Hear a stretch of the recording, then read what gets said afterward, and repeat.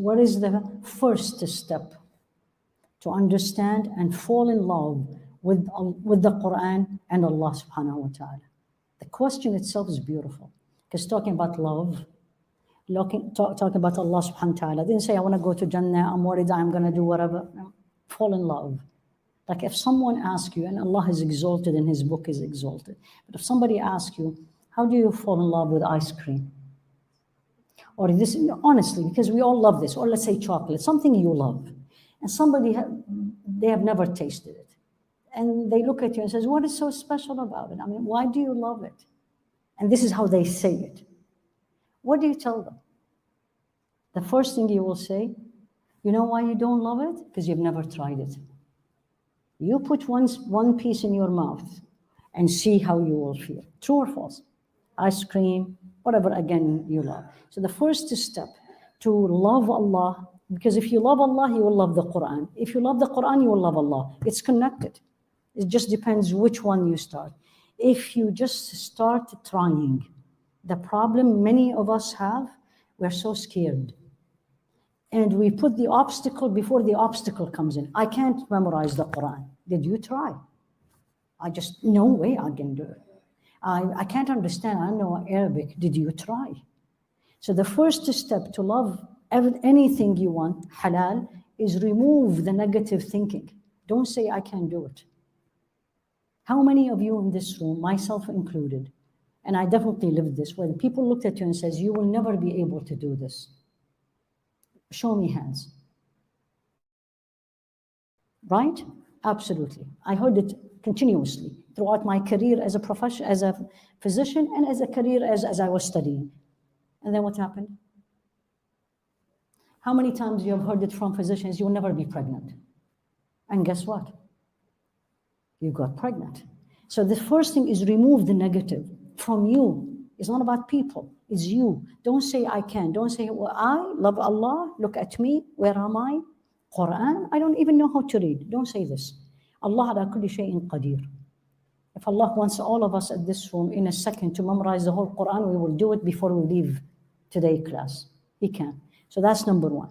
Practically, to love Allah subhanahu wa ta'ala is this hadith Qudsi, which I love this hadith. Does anyone know which hadith I'm going to talk to about? Where Allah talks about love. لا ليس أنا عند حسن ظني عبدي, as I think I am, he subhanahu, as my servant think of me. No, there's a hadith Qudsi, long one. This is a beautiful hadith. I'm going to come to the second part, which is ما تقرب إلي عبدي بشيء أحب إلي مما افترضته عليه. Nothing will bring us close to Allah. Nothing, without starting with the obligations. Don't tell me I do Qiyamul Layl and you don't wake up for Fajr. Doesn't work. And don't tell me I fast Monday and Thursday and I still look at haram and I enjoy it. Because looking at haram and enjoying it is an obligation not to do it. Monday and Thursday is a sunnah. It's beautiful, but we need to know the priorities. Yeah, like tomorrow you have a math exam. Do you study physics? And the physics on Friday? People will tell you, what are you doing? So the first step in getting closer to Allah, which means understanding His book, loving Allah, is number one, do what He told you to do, which means do and don't do.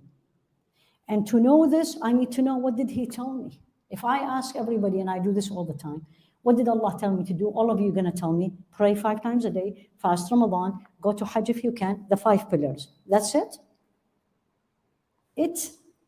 That's very easy. And we forget the most important thing, which is the relationship between each other and what's in here. And what He told me not to do. Backbiting, lying, foul language, haram, looking at haram, being in places that's haram. These are all, this is not I'm a good person. This is no, period. So you want to get close to Allah, think of it, Allah is exalted, but just for us to make it easy, it's where the camera is in front of me, or where you are in front of me. If I get there, that's it. And this is basically the hadith. The first step to move from my chair to start the journey, I need to stay away from haram. Even if you say, do I do the obligation, the do, or I start with the don't? Usually they will tell you start with the don't. Because haram will prevent you from doing the obligation. Remember the sins? The whole 9 weeks series we did about sins. The first thing sins will do is will prevent you from doing good deed. You look at haram before you go to bed, good luck for your fajr. Period. That's when people come to me and says, I have a very hard time waking up for fajr. First thing I say, what do you do before you go to bed? Then we'll talk about the alarm, and then we'll talk about whatever. But what did you look last before you went to bed, or heard, or said? So, ما تقرب إلي عبدي. The first thing, I'm going to start the journey. Move haram as much as you can that you have control over. Like it's your choice. Like it's my choice when I go to my social media, what I'm going to be looking at. It's my choice. There is some harams in the house, especially for us women. Maybe it is not completely in my hand. I need to work on this. But there is a lot that's in my hand. And then, وَلَا يَزَالُ عَبْدِي يَتَقَرَّبُ إِلَيَّ بِالنَّوَافِلِ. Now, there is no love next step without the extras. If you look at the sunnah as sunnah, then don't talk to me about the love of Allah. If Maghrib will finish and you ran away out and you didn't do this 2 rak'ah that takes 2 minutes, 3 minutes, don't talk about the love of Allah. You're not there yet. When you love someone, and always think of the relationship with human beings, and Allah is exalted. When you love someone, don't you bring them the tea or the coffee before they ask? Right? And when they ask you, I say, because they love it. That's love. So when I go and do the extras, again, Monday and Thursday, I do the extra salawat, I do qiyamul layl, I hold my anger, or I held my tongue, and I really am upset, but I'm not going to do it because that's not pleasing to Allah. You started the journey of love. Now you're in the second step. And this is not only in Ramadan, when the masjid is full and everybody is doing Taraweeh, and the day of Eid we're done. And the hadith says, وَلَا يَزَالُ عَبْدِي. It's a continuous process. يَزَال, for those of you who know Arabic, فعل المضارع, the present verb, means now and the future. So it's not only today, only Monday, because now I spoke about it, so next Thursday you're fasting, and then next Monday I'm done. No, don't talk about love. You're obedient to Allah. You're getting, but there is no love yet.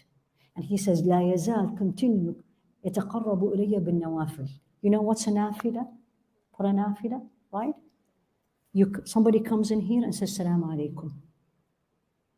Or you come in here and you say, Salaam alaikum. We don't know anybody, or you know nobody will answer you. That's a nafila. That's a good deed. That's an extra. Answering her is a wajib. Answering this person is an obligation. But just come in the masjid and say, Salaam alaikum. That's a good deed. Check. Right? You come in here and you see, I don't see it in this masjid. Inshallah, we should. But every masjid, like where I go, there's always boxes out there. You know, it says zakah, sadaqah, whatever. Just put $1. What is the $1? Right? I didn't say 5 or 6 to buy a coffee. It's just one. That's an afila. That's what he's talking about. But continuously. And in every step in my life, in my day, there's an opportunity for an nafila. Making someone happy is a good deed. It's an nafila. It's not an obligation. It's your choice. But it is extra. When I was traveling back, subhanAllah, travel is an amazing thing because it teaches you a lot, subhanAllah. When I came to the plane, and then I was on the aisle, and then a couple came in. So the woman was in the middle, and the man was here. And I just looked at them and says, do you want to sit together? And I thought, like, they look in a good term, like they were talking. I was like, do you want to sit together? The woman looked at me, couldn't believe it. Says, really? I said, yeah, sure. Come on. Right? What did that cost me? Nothing. And I just moved to the next. That's a good deed. But we don't do it. We don't think of it. And Allah subhanahu wa ta'ala made me think of it. So, لا يزال عبدي يتقرب إلي بالنوافل. What makes me A+ Muslim, this is how I call. A+ Muslim versus A versus B versus C is the extras.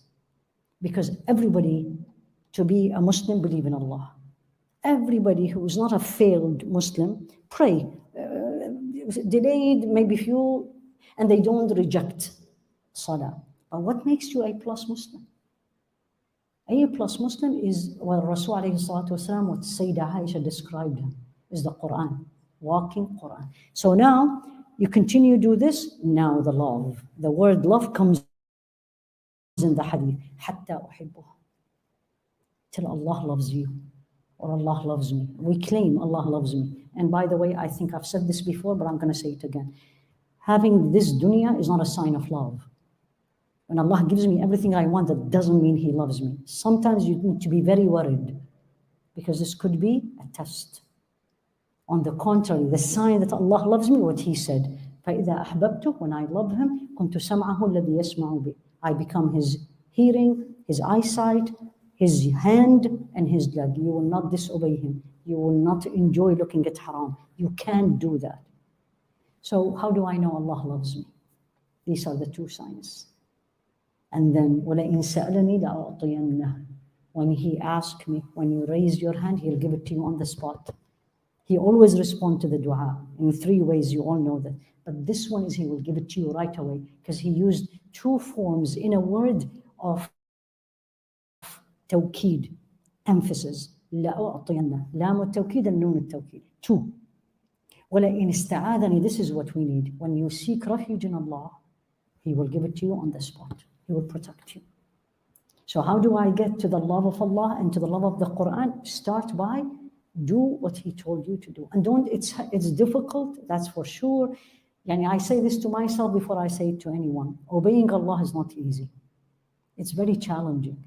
And it's becoming more and more harder. But then the moment you start the step or start the process, see how Allah subhanahu wa ta'ala will make it easy. And once you fall in love with Allah, you will fall in love with His book. That's for sure.